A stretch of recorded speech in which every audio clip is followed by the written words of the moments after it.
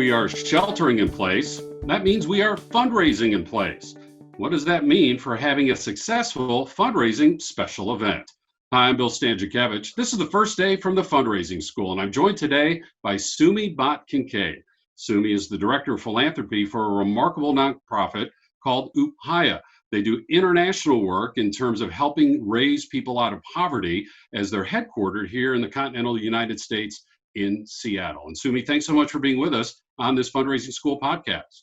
Sure. Thank you so much for inviting me. I'm looking forward to speaking with you. First of all, help our audience understand the good work of Appiah. Yeah, so Appiah Social Ventures is a nonprofit organization, and we fight extreme poverty by helping to generate jobs for the poorest of the poor. And so to give you a little bit of context about that briefly, is there are 769 million people worldwide who are making less than $1.90 a day. And a third of them live in India. And so what Appiah has been doing for the last 10 years is we are working to make sure that people have the opportunity to have a stable, sustainable job that lifts them out of that state of poverty. And the way that we do that is to support entrepreneurs who are building businesses in those areas, particularly in India, who can employ the extreme poor and then have the potential to grow and employ more people in those regions. And so far, go ahead. Please. And so far we've made 21 early stage investments. We've been able to generate over 15,000 jobs so far. Thank you for your great work on helping our neighbors all across the world to serve alongside them and assist them as they move out of poverty situations. What is your budget at Appiah, and how important are special events as you fundraise for your? Oh yeah. So I will just say we are a very small organization. We're a team of 11. And 5 of us are in Seattle and 6 of us are in India working. And so we have a pretty modest budget of $1 million for operating funds. And then we also, part of the way that we fundraise is we actually have an informal pool of recoverable grants that is part of the investment fund for investing in our small businesses. And right now, that last year, we raised $1 million for that fund as well. But so general operating is $1 million. Events are extremely important to us. We have a gala every year in March that raises around $200,000 to $250,000. And, we are, that is the funding that we count on to get in March that can take us through towards the fall as we start to see other gifts come in. So really important. Yeah.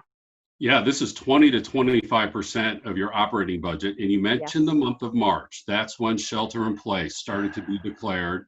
And all of us around the United States remember that indeed Seattle was one of the first cities we were hearing in the national news about community contagion, community spread. And all of us started becoming more and more aware of this novel coronavirus. So there you were in the middle of it all. Your special event was coming up. The invitations were out, the RSVPs were in, and suddenly everybody has to quarantine. How did you adjust, and what happened? Yeah. So our event was scheduled for Friday, March 6th. And I can tell you now that a week later, shelter in place was implemented here in Seattle. Mm-hmm. So we woke up that Monday, the 2nd of March, and we all looked at each other and said, what are we going to do? And it was a really tough and frightening decision for us, of course, as a small organization, but also we didn't really know how bad it was going to be. We could have decided to cancel our gala, and in fact, everything could have been fine, and we could have seen a serious, deficit in our fundraising. On the other hand, we also felt like if we were going to be on any side of this, we needed to be on the side of keeping people safe. Mm-hmm. And so we made the decision to cancel our in-person gala that following Friday. And so then it turned into a conversation of what do we do now? It's not an option to not fundraise. It's not an option to postpone this event. This is, this is financing that we're expecting right now. And so that's when we made the decision to pivot and turn this into a virtual gala. So we put everything online. And the gala was launched on Tuesday with the goal of raising $200,000 by Friday evening. It was crazy. So you gave yourself all of one day. You made the decision on Monday and you started on Tuesday. Yes. And the way that we did that was our team came together, and we also included our board chair in that conversation and just talked through it, And I think one of the impactful things that we thought about that really pushed our decision was, okay, we're expecting 200 people to this gala. What if only 100 people show up and they know the reason the other 100 people aren't there is because they're afraid to get sick? Is that going to be the right kind of event that we want to have? Is that the kind of energy we want to have even going into next year, the memory of that event? And we said, no, we don't want to do that. And I feel like that really pushed us towards being definitive, and allowing the organization, us, as well as the people who are attending, to be able to then start to plan moving forward versus trying to recover. So as we start thinking about practical takeaways for other nonprofit organizations, one, quite candidly, is mindset. Certainly safety and health of everybody involved. And that's a given in the math problem, but we're still going to call that out. And you Yes. folks led with that first wonderfully. But then also a mindset of possibility. We can still do this. We can still try something here in a way that certainly recognizes the stress of the moment, but also continues to celebrate our important work. And then a third takeaway I heard was we're engaging the board right away. We brought in the board chair right away Absolutely. to help us with these deliberations. And then Sumi, help us think about technically what did you do? Operationally, what did you do Yes. throughout this Yeah. week leading up to Friday? Yeah, so let's talk through some of the tactics and logistics around communication plan, right? One is we decided that we needed to have an email strategy where we were reaching out to our community on a daily basis. Because we only had 4 days, I think if you're an organization that's looking to do this over 2 or 3 weeks, you have to think about how to pace that communication. We felt like it was reasonable over a 4-day period to reach out once a day via email. Social media, we could do a lot more, right? And so we could share kind of on the side. But we had a daily email strategy where every day we made sure there was something new. And so it was videos about our job holders, a video from our CEO, Kate, a video from our co-founder, Sachi Shenoy. We did do a live auction, which we launched halfway through on Wednesday. So that was another key piece that we did. So just making sure that we had a daily email strategy with an established rhythm, we found to be really great at engaging our audience. Another piece that we thought about was, what is the pattern going to be in terms of energy, right? And so we started on a Tuesday, and we predicted that on Thursday, people were going to start to get distracted because they have lives. And lo and behold, that's exactly what we saw. We saw donations kind of pause between midnight on Wednesday and noon on Thursday. But as soon as our email went out around 11 o'clock, we started to see the gifts come in again. And I think it's because people are busy. They just need the reminder. And so even if they just saw the headline but didn't read the email, they went, oh, right, I was going to give Appiah some money. And so we tried to kind of make sure we were aware of that arc. And that also includes on Friday, our last day, we had a challenge grant that we saved for announcing on that Friday to give people incentive to continue to give and kind of get us to our goal. So I can keep going if you'd like. Let me just catch up a little bit here. This is great. And this is why you're with us. This is outstanding. Who received those emails? Was it just the 200 people who RSVP'd, or did you open this up again to the entire invite list now that the situation had changed? Yeah, so the email did go out to all of the people who RSVP'd initially. So the main emails really were to that audience, because in our minds, we were like, these are the people that were going to come anyway. But we did also start to share it on LinkedIn, shared it on Facebook, made sure that anybody that was following our organization was starting to see that as well. So that was really the audience.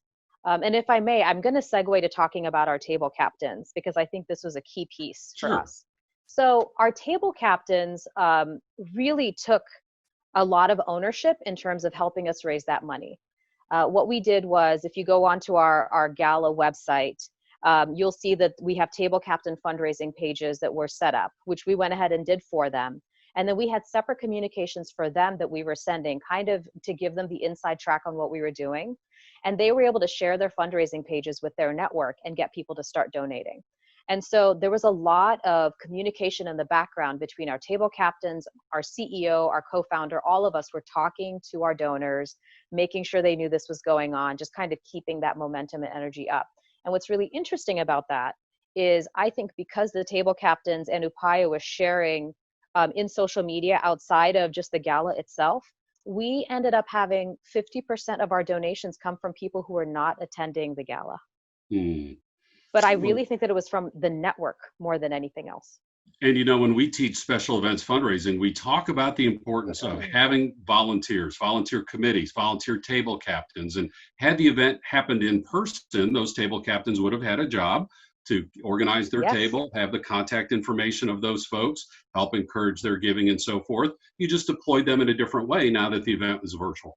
Yes, absolutely. And I have to say that Upaya is very fortunate to have very engaged volunteers, a Mm. very engaged board. So as soon as and this is another key piece actually, we were very honest and transparent about what this gala means for the organization, the kind of impact that this can make, both negative and positive, right? If we weren't able to raise the money. And so the minute we were able to engage with the board and our table captains on that level, they mobilized, and so I think that was key. And then as the week went along, Sumi, were you making just kind of a general request for philanthropic gifts in addition to the auction items? How was the philanthropic gift request being made throughout the week? Yeah, so just to give you a little context for the original gala, we have a silent auction, a live auction, and then we have the paddle raise. We decided Mhm. not to do the silent auction. We had, I can't remember, but I want to say like 25 to 30 items for the silent auction. And what we didn't want to do was dilute the message during such a short period of time for raising money. So we put the silent auction aside and said, we can create a different event for doing that when we're all, allowed to leave our homes. um, but the live auction consists of 4 to 5 items. So we decided to use that as an incentive to kind of keep the momentum going. But the main focus was really that larger goal of a paddle raise. Can we raise $200,000 over these 4 days? Okay, so the question is, how did you do? What was the final dollar amount? Maybe do you know the number of donors? How does that compare to previous years? What was the result? So it was unbelievable. We Mhm. raised $309,000 and our goal was 200. People just really came together and started to make donations. They also did a great job of engaging their corporations for matches. That was something we also reminded people as we went. We had around 230 donors, and I'm ballparking that. Yeah. Um, and whereas we were expecting 220 attendees to the gala, you're talking about households, right? So 220 people does not mean 220 donations. It's usually more in the mid hundreds. So we saw more donations, and then, as I mentioned, 50% of those donors were not coming to the gala. Yeah. What a great story. And Remarkable. one of the questions we've received also at the fundraising school as the pandemic has proceeded, fundraisers have great sensitivity for their donors and they wonder, should I be asking now? This is a challenging time. Did you receive any negative feedback from folks you had invited or people on your lists? Did anybody say, hey, I got a pandemic over here? Did you get anything like that from folks as you spread the word? No, not really. People really came together and said, we understand this is a really hard and scary time. And really, I will say that in general, the conversations, even now that we're having, I feel like most donors understand that and want to support nonprofits to make sure that we don't start to see that dip, right? As we're going along. So no, I feel like we got a lot of positive feedback. Now, one thing I will say that I think is important is we also really had to make sure we were engaging with our sponsors, right? Like they were losing a visibility opportunity by not having this gala. There were lots of different ways that we had sponsorships where, there might have been educational opportunities, meetings that were kind of happening on the side, those kinds of things. So we also had to think through having a plan for how to continue to engage them. And we didn't wait for them to call us. We made sure that we were going to them first, right? And so as soon as this happened, we were calling those sponsors and saying, hey, we want you to be informed that this is going to go virtual. Here are the ways we're going to make sure that we call you out. And so we made sure that in our email correspondence, there was one day where we called out the 5,000 level donors and we made sure that we listed them. We made sure that we even asked one of them if they would consider being a challenge match, just different ways that we could engage them to try and give them as much visibility and acknowledgement as possible to make up for the fact that they couldn't do it at the actual gala. So you did that verbally, and did you also put logos on the screens as you did Yes. your work? What were the ways you provided visibility for your sponsors? Yeah, and so part of the email communications, we did the daily email came from our CEO, Kate Cochran, and we made sure that we acknowledged donors in a list on that document. And Mm. then the gala website, even on Facebook, we made sure that we called out different sponsors at different times, and then we had logos on the website too. Sumi Bhat Kincaid is the Director of Philanthropy for Appiah, a wonderful international nonprofit that is helping raise people out of poverty. The United States office is in Seattle. And Sumi, thank you so much for teaching us from this wonderful experience that demonstrates, yes, times are challenging, times are stressful, times are different, and yet we can still have a sense of possibility. If we just add some creativity to the situation that we're in now, even special events fundraising is possible. And folks, the other thing I love about this story is Sumi told us that their annual budget is about $1 million.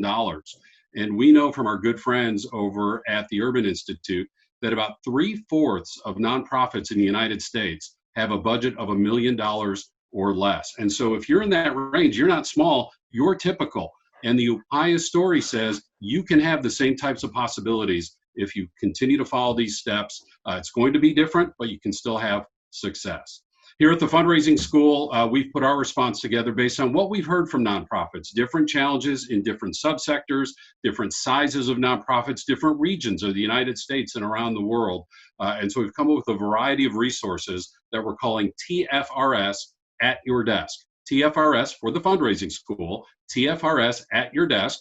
We have these free podcasts. We have monthly conversations called Fridays with the Fundraising School. Once a month on a Friday, we come together for an hour to share ideas. You can vent, we can commiserate, and we can learn from one another. We have our public courses. Most of them have been moved online. The courses that lead to our certificate in fundraising management and our certificate in fundraising leadership are all available online. And we're hoping that at the end of August, we can come back with in-person courses in our home location of Indianapolis. So stay tuned for information on that.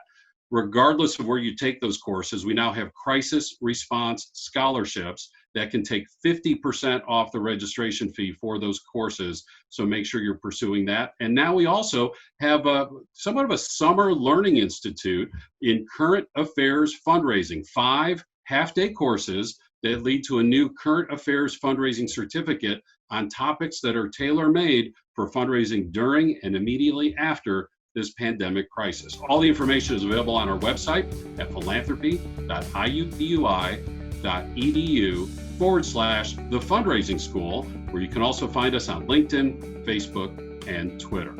I'm Bill Stanczykiewicz, and now you are more up to date on this first day from the Fundraising School.